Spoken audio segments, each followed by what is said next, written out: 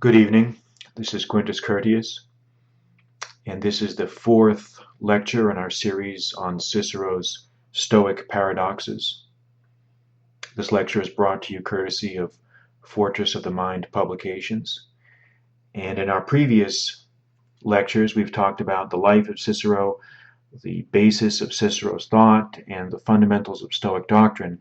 And in this lecture, we're going to get into the actual questions that are discussed in Cicero's Stoic paradoxes. We'll be discussing the first two propositions, which are the first one, which is that what is honorable is the only true good, and the second paradox, which is when virtue is present in a man, nothing will be lacking for proper living.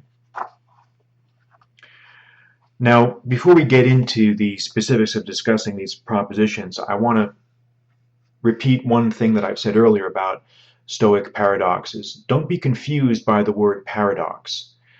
Cicero uses this word to discuss his propositions in the book, but this was an importation from the Greek language. It probably would have been better if he had used the word questiones, or questions.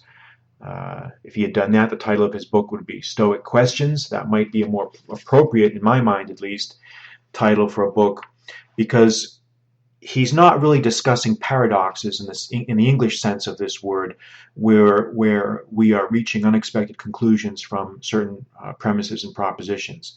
He's just using the word as its terminology indicates in Greek philosophical terminology. So don't be rattled or sidetracked by the use of the word paradox. There are no paradoxes here. These are just questions and propositions of Stoic ethical principles. So let's discuss the first paradox, which is what is honorable is the only true good. Now, there are 5 main points of this first paradox, this first question. The first is that wealth is an illusion, and the wise man will not seek material things. Point number 2, what is a good? In other words, what is the definition of a good thing? It is an action rightly done. Cicero also gives historical examples from Roman history of men who have shunned material goods. Number 4, those who believe that pleasure is the chief good are deluded. And the 5th point, which is pleasure upsets the mind and distracts it from the true good. So these are the main points. These are the 5 major points that are brought up in the first paradox of Stoic paradoxes, which comes under the title heading that what is honorable is the only true good. And I'll just say here, if you don't have the book, you can certainly get it from my website. You can go to my website, qcurtius.com, and you can order it there by clicking on the books tab, and that takes you right to the Amazon link, and you can get it there. But it's up to you. These lectures are meant to be able to stand alone on their own. You don't need the book to appreciate the lectures, but one thing I will promise you is after getting through all of these lectures, you will know Stoicism. You will know the major ethical principles of Stoicism. But I think it's also good to have the book with you, because that way the book actually gets into much greater detail than I can give in a series of podcast lectures like this. But I think the lectures are a good way to refresh one's recollection if one has already read the book, or to serve as a good introduction to actually getting the book. All right, let's go to paradox 1 here. We've gone over the 5 major points that he discusses in the first paradox. And, this is probably one of the major points of Stoicism. What is the good? What is the only true good? And Cicero starts out this essay by really talking about the people who seem to be the most miserable in their lives are the ones who are always spending their time searching after material goods, trying to satisfy an ever-escalating series of desires. And he says, the thirst of desire in anyone is neither filled nor satiated, and those who have such material things are tortured by an ever-increasing desire, as well as by the fear of losing those things. Well, this is true.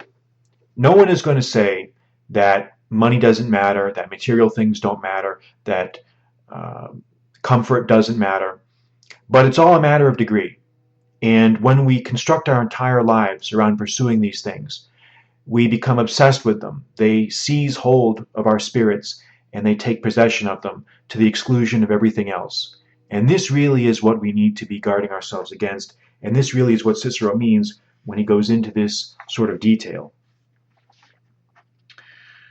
And he uses a very good analogy here, which is a parable from the ancient world, which finds many different analogies. There are some versions of this story where the poet Simonides is used. In this example of the analogy, he uses the philosopher Bias of Priene, who lived from 620 to 550 BC. He was a pre-Socratic philosopher of Greece, and there's a story told about him when his city Priene was taken by the enemy, and everyone was fleeing with their belongings. He was told by someone to do the same thing. Hey, get all your stuff, Bias, and let's go, get out of here. The enemy is coming. And everyone noticed that he wasn't carrying anything. And they said, hey, do you need to get your possessions? And he said, I'm already doing this. I am already carrying them with me. And what he meant by this, obviously, was that he didn't need any material goods. Everything he had was contained within his own mind. And there is a lot of wisdom in this. You know, we hear a lot about people liquidating their personal possessions, going and doing things and living a life overseas. And this mentality, this philosophy has strong antecedents, and we see it here with this analogy. And again, it's something that obviously can be taken too far if we take it too far to the extreme, but it is definitely something that can enhance our own sense perceptions and enable us to wean ourselves off the craving for material goods and physical desires. Which leads me into the second point, which is, what is a good? What is the definition of a good thing? And this is a very important point that Cicero talks about here. And I'm going to quote directly from the book. This is, again, Paradox 1, section 9. He says, I believe the only true good, and that which is truly said to be a good thing, is that which is done rightly, honestly, and with virtue. Now, it seems like a common sense definition of a good, but it's very profound when we think about it. Things that are done rightly, honestly, and with virtue. These are goods. And after laying out this definition, Cicero goes on to give examples from Roman history about historical figures who did possess the type of virtue that he's talking about. He talks about Romulus, the founder of Rome, Numa Pompilia, who was the lawgiver. He talks about some other figures that are probably lesser known to modern readers, which I describe in detail in footnotes that I give to the book, so you don't have to worry about figuring out who these people are. I do all that work for you. He talks about Caius Mucius, Cocles, Caius Fabricius, Manius Curius, and of course Cicero's favorite, which is Scipio Africanus. So he uses these historical figures to illustrate his points that these were men who, if not shunning material goods, they were able to at least control their desire for them. And that's what really is important. And finally, his last argument along these lines, he says, and this is something that he brings up in many of his other writings, that those who construct their lives around pleasure, and this is section 14 in the first paradox, are no better than animals. And this is something that really we need to keep in mind. Man is special. Humans are special. Man is special. We were created differently from the beasts. We were created to be endowed with the powers of reason and sense perception in a way that the animals do not have. And to reject this inheritance is nothing less than a crime. He says, you have been granted, whether it came from God or from nature, a soul, which is the most supreme and divine thing.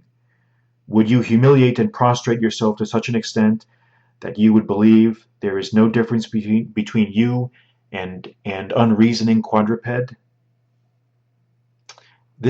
really comes down to the heart of the Stoic ethic, and it is an ethic.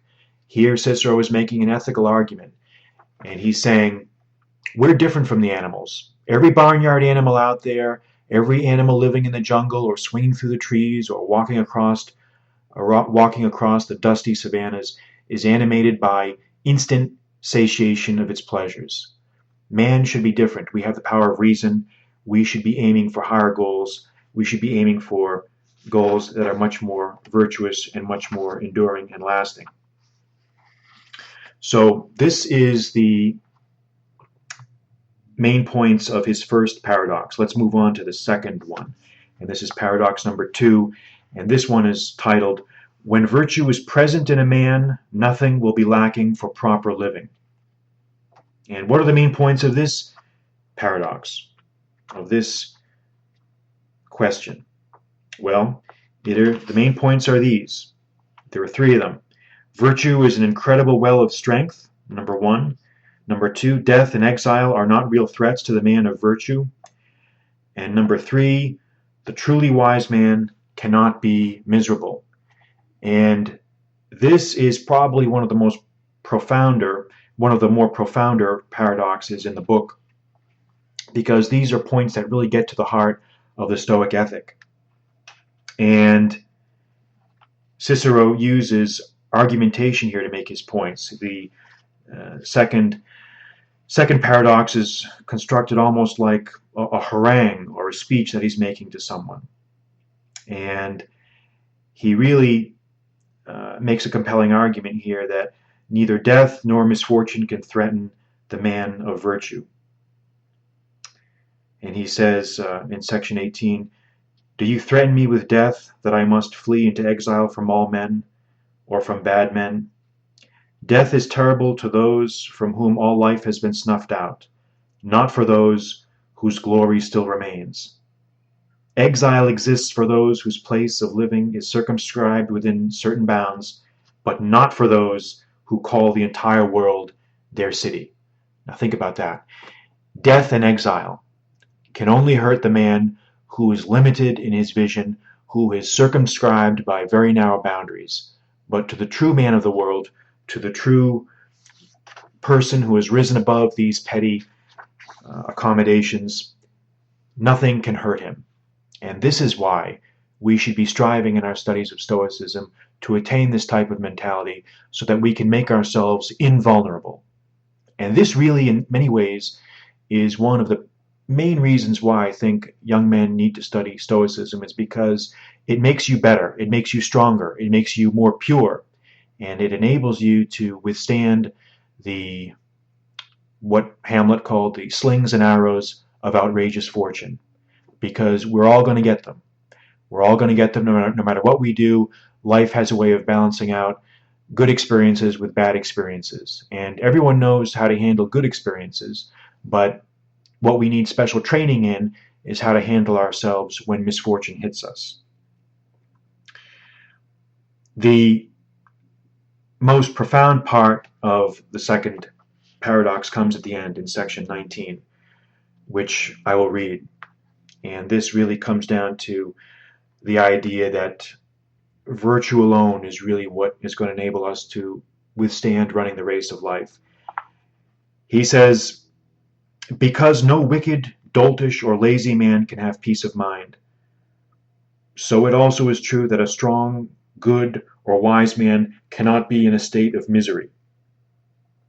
No man whose virtue and behavior should be praised cannot also have a life that should be praised. Furthermore, a life of running away from things is hardly a praiseworthy life at all. A life of fleeing is a miserable life. We conclude then that whatever is praiseworthy ought to be seen as happy, advantageous, and suitable. So this encapsulates Cicero's argument that a man of virtue can never be hurt, can never be touched, can never really truly be ruined. And that the converse is also true. A life of fleeing, of hiding, of dodging, of avoiding, of being a slave is a miserable life. This concludes our fourth lecture our discussion of the first and second of the paradoxes of Cicero's Stoic paradoxes. This lecture was brought to you courtesy of Fortress of the Mind Publications. Join me on our next lecture where we will take up the next few paradoxes in the book. I'm Quintus Curtius. Good night.